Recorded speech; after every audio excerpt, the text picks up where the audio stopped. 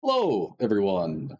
It's me, and I've decided to do this. I felt like recording a first impressions thing for once. I don't know, on the Kitten Space Agency pre-alpha, which I've had the chance to mess around with the past few days, and I've been messing around the past few versions, kind of getting a feel for it, and I've made a couple notes. I thought I'd talk a bit about the game so far, or what will become the game from what is in our hands already. I've broken it down into a few categories, and I've tried to make this balanced between, taking it as it is now with what I actually have in front of me, what I think the plan is for the game to be, and then how it's maybe or maybe not related to Kerbal Space Program in some aspects as well. So without further ado, I think we'll get started with the visuals. Overall, stuff looks good. So far, a lot of work has been put into the visuals, making the planets look good, the surface texturing. The textures do look very nice, high up, now low down, especially the recent version they put out. The kind of skybox star backgrounds, kind of how the lighting works already, reflecting off of the crafts, how it scatters through the atmosphere, or even just viewing the solar system zoomed out from space. And if you move the camera around, you can see a lot of the bodies are visible independently. They're always there, so you can kind of see their different planets, Mars, Jupiter, kind of floating around when you wiggle the camera, which is pretty cool. So when you're doing missions, you can really get that long distance view of your destination long before you come close to the sphere of influence. You can see it up on the horizon. And I think that's pretty cool. That's nice. So you can do a bit of simulated astronomy. I wonder, that could be an interesting utilization. I wonder. Yeah, I'll have to think about that. A lot of that looks really good. A lot of the basics have a really solid foundation. Engine plumes, little RCS puffs, they look good. They've definitely got a solid baseline for quality, and I think even a bit of the art style as well. There's not a huge amount of that yet. We're getting a sense of it from some of the parts that have been made and some of the parts that have been shown off but aren't in the game yet. But overall, it looks good. So as far as the UI goes, there's a lot.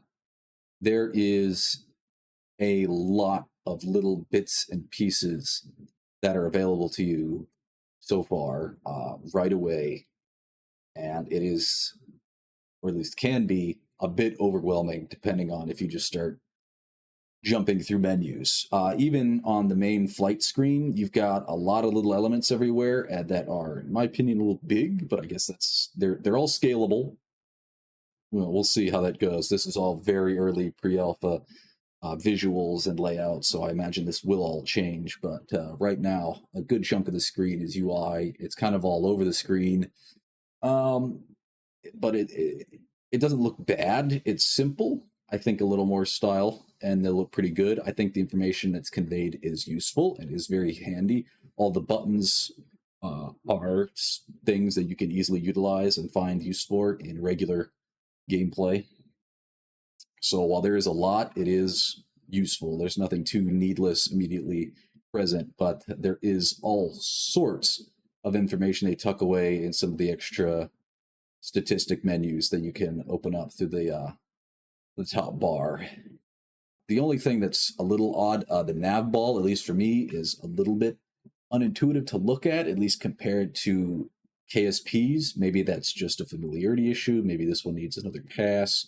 I've heard some people express similar sentiment. The nav ball needs maybe a little tweaking, or at least maybe it just needs some more time adjusting to it, but it is pretty neat. So kind of moving on from UI to UX, or overall experience, little bits and pieces that I've kind of gotten a feel for. Having independent rocket control from the map view is actually pretty neat. So when you open the map view, you get a little pop-up saying that you're in the map mode, and that you can control the rocket by pressing tab and focusing on the rocket by pressing C. So when you open the map mode, you do not immediately control the rocket with the usual keys like WAS and D, or altering thrust, engaging the engines. You can do that at any time by taking control and then releasing it as well. I actually think that's pretty useful. I think that's great. I'm sure many of us have hit buttons we didn't mean to when we couldn't see the rocket and then not notice because we're not seeing giant plumes flare up on our screen, and some of the altitude indicators or velocity indicators, don't immediately jump out as much. So that's pretty neat. The transfer planner is really nice. I like the transfer planner. It's very useful. It works great. A lot of useful information, and is just generally a very handy tool to have in game for planning out maneuvers to and from all the various bodies, or even between vessels. So I like that. I can see myself using that pretty much non-stop. So if there's any way to make that even better, I'm all for it. But as is, it's already pretty handy. I love the little Delta V map readout. I like that it gives you the chance to make the nodes. It's got your to and froms, and it doesn't show you any options that you can't do immediately. So there's no real guesswork involved. It's pretty nice. And there's even options to tune kind of the duration you want to make your transfer within, or how long the transfer takes. I don't quite recall right now, and I'm not looking at the footage, but it's nice. And other than that, there is just an incredible amount of data that is available to you.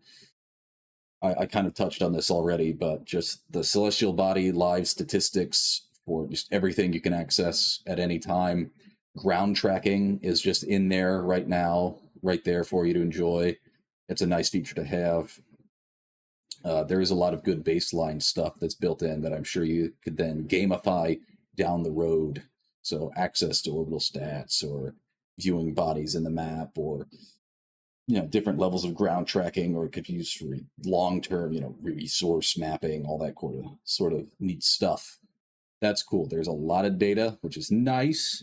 I think just how to warm players into it rather than throw them in the deep end of the pool will be something to look at long term, as well as does all of it need to be that readily available all at once, and how is it going to be laid out? TBD, but it's nice to see that we have access to so much information right there in the game. And you don't have to go calculating much externally, or looking things up on some wiki. It's quite useful. Performance is another one. Performance has been a very recurring term as this game has been chugging along in development. Of course, right now it's kind of hard to tell exactly where performance will stand. I can tell you what it performs like now as is, running all the orbital statistics and simulation, the huge texture mapping for the planets, which, for context, will be less with the custom system to implement later in the game with a smaller scale than the real scale solar system right now. So whatever we're getting now is presumably only ever going to get better. And right now it does work pretty well. It works overall. I'm getting, above 60 frames at 1440p in most situations, whether I'm orbiting planets closely, looking down at the surface, the clouds, or if I'm drifting out in space where there's not as much to immediately render visually. It still looks good. It'll be interesting to see how performance is maintained or scales with part physics or vessel physics once full, construction and flight and all that is enabled in the game. But it definitely seems like there is a solid foundation for the time being. We'll see how it goes. I've read some that right now there's a lot of getting the basics down, and that there's even more optimization overhead which can be done. So this isn't even as good as it could be right now, which is fine. It's very early. It's still pre-alpha, but it's interesting to see. I know they've talked a lot about potential and how very early in development, when they were simply doing some basic skybox work, that you were pulling hundreds of frames, if I recall. So I think performance is a very solid foundation. I'm just interested to see how that maintains itself as development goes on and more stuff gets thrown into the game for it to handle at once. The only real FPS issues that I've encountered are, and possibly these could be bugs that are going to get patched out at some point, but I think there's only mainly been two. One is related to leaving RCS on, or stability controls with the RCS on during high speed time warp. That brings the game down to a major chug. But if you just turn the RCS off or into manual mode, it speeds right back up again. And that slowdown only really takes place during that specific set of circumstances. Another one I've had is when I'm messing with the additional custom cameras and the undocked kind of camera or UI elements where you can like pull parts of the UI out of the game and put them on other parts of your monitor or other monitors. I imagine that's probably just a bit bugged right now, but I have had instances where messing with that, the game has some serious slowdowns that then only get fixed by restarting the game. So again, I think that's just some bugs. I think that'll obviously get ironed out. That is a feature that they want working pretty well. I'm excited for the multi-window feature, so I want to make sure that works smoothly and without any serious impact to the performance of the game. But I'm sure it's going to get worked on when they have the time and priority. Overall, I think that's it. Most of the basics. The game is showing promise, I think. One of the first things that I noticed when I opened this for the first time and I just scrolled out from Earth orbit out into the whole solar system was I was impressed. I was like, oh, the scale made me, in that moment, feel something like, oh, okay, I get it. Something there spoke to me, whether it's just the beauty of the cosmos itself or just the presentation of it that the game had is pretty neat. I'm feeling more confident in this game's potential long term after having actually gotten to mess with it around in this demo.